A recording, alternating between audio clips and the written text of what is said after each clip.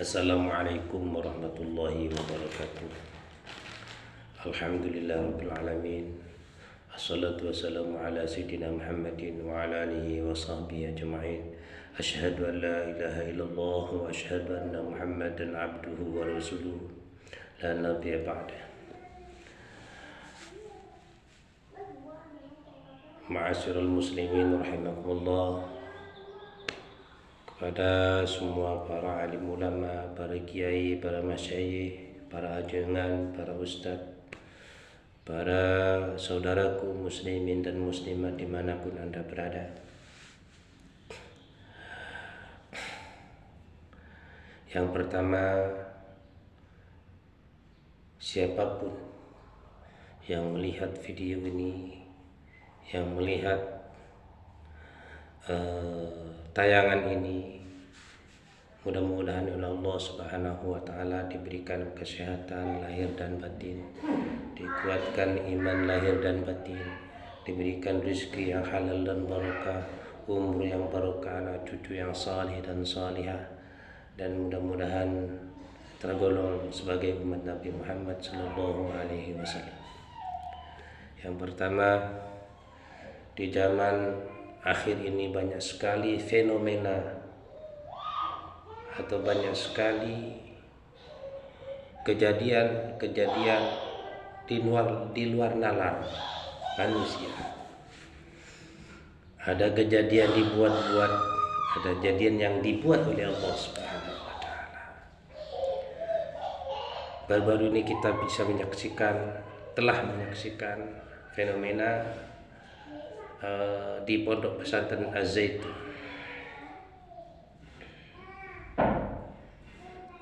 yang mana menurut saya pribadi ini sudah salah kaprah. Yang kedua,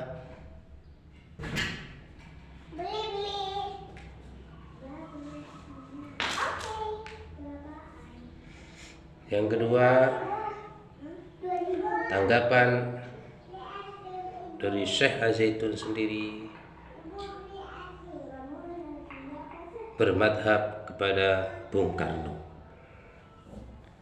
Yang ketiga, pendapat yang ketiga dari Syekh Az-Zaitun, kita sebagai seorang muslim tidak boleh mengucapkan Assalamualaikum, tapi disuruh bernyanyi. Ma'asyiral muslimin rahimakumullah. Kejadian ini sebenarnya sangat menyakitkan hati bagi umat muslim, bagi kita semua. Karena apa? Sudah menyalahi aturan. Bermadhab kepada Bung Karno, ya Allah subhan, ini sudah celaka. Maka dari itu kita semua sebagai saya harap kepada semua kiai, ustadz, ulama, masyayikh, sebenarnya iblis menggoda manusia, menggoda iman kita menurut ukuran dan kekuatan iman manusia dan takwanya itu sendiri. Kita belajar dari sejarah Ki Barseso, seorang alim, seorang ulama besar yang akhirnya mati dalam keadaan sesat, meninggal dalam keadaan sesat. Ini di akhir zaman ini sudah mulai bermunculan. Ada yang mengaku nabi, ada yang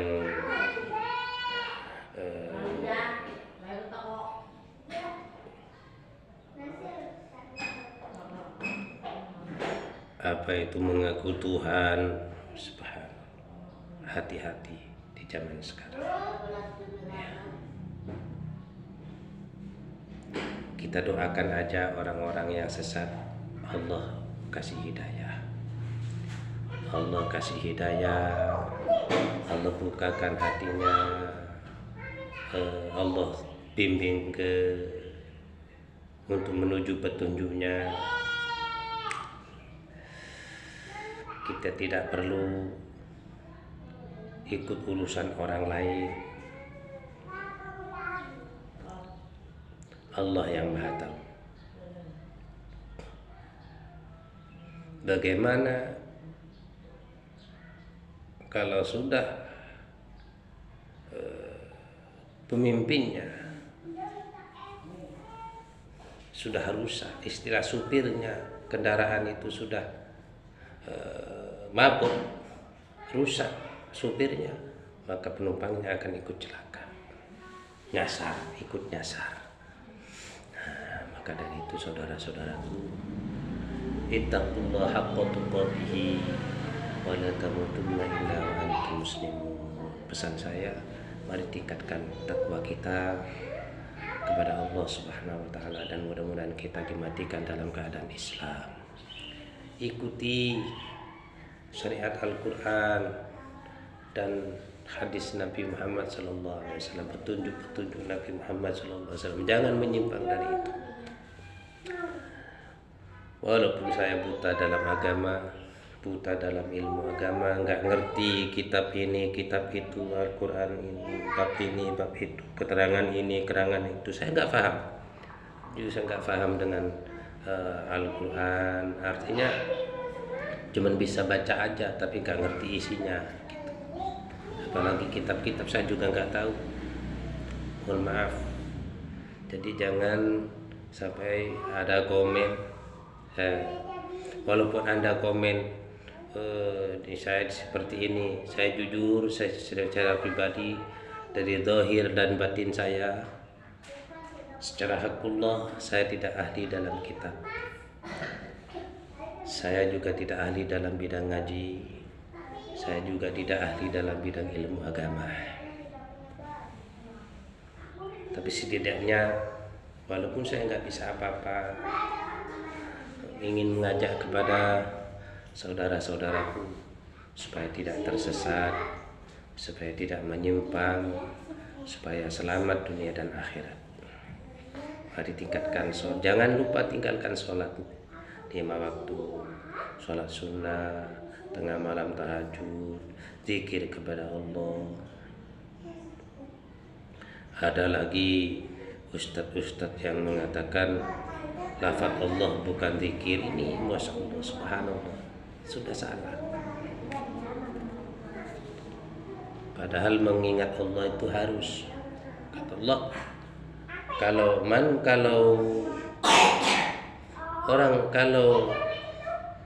lupa sama Allah, maka Allah akan melupakan kita. Kalau kita ingat kepada Allah, maka Allah akan ingat kepada kita. Kalau kita jauh dengan Allah, maka Allah akan menjauh dengan kita. Sebenarnya Allah itu dekat, cuman kitanya yang merasa jauh.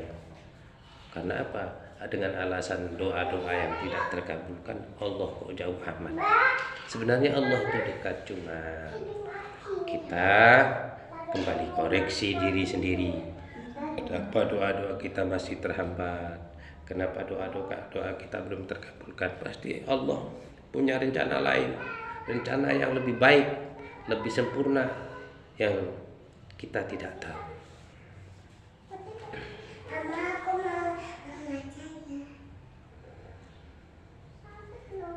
Ma'asyiral muslimin rahimakumullah. Sudah banyak kejadian di negeri kita.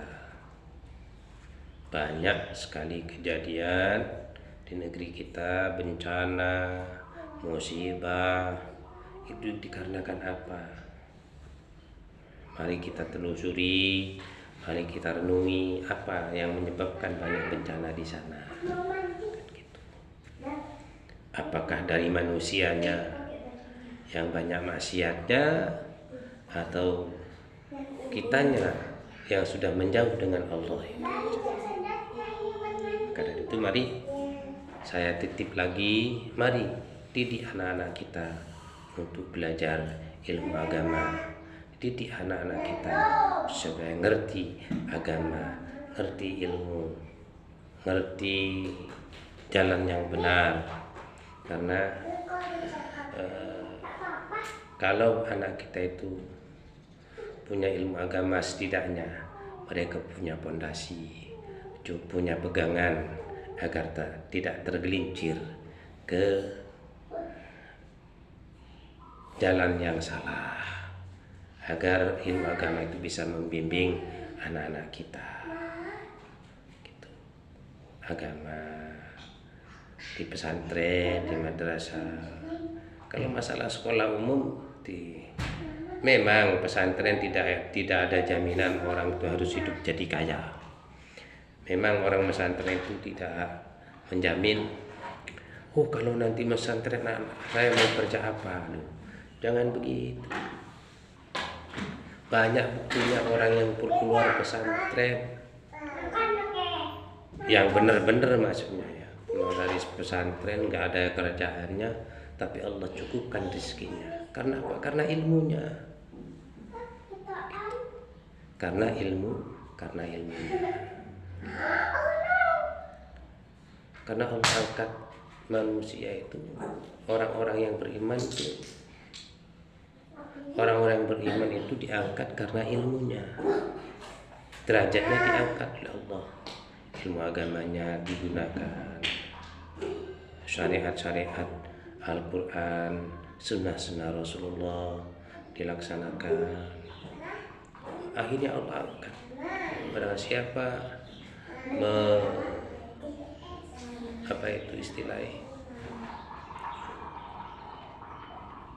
mengamalkan ilmunya, maka Allah akan jamin kehidupannya. Jadi jangan takut kalau pulang dari pesantren nggak makan. Kita juga dari kecil sudah nggak bisa kerja, ya kan? Jadi jangan takut nggak makan kalau pulang dari pesantren. Allah sudah jamin rezekinya, Allah sudah jamin kehidupannya. Tergantung takwa kita. Allah jamin ketakwaannya. Kalau kita itu takwanya sungguh-sungguh, tawakalnya kepada Allah sungguh-sungguh, maka Allah akan cukupi rezekinya dari segala arah.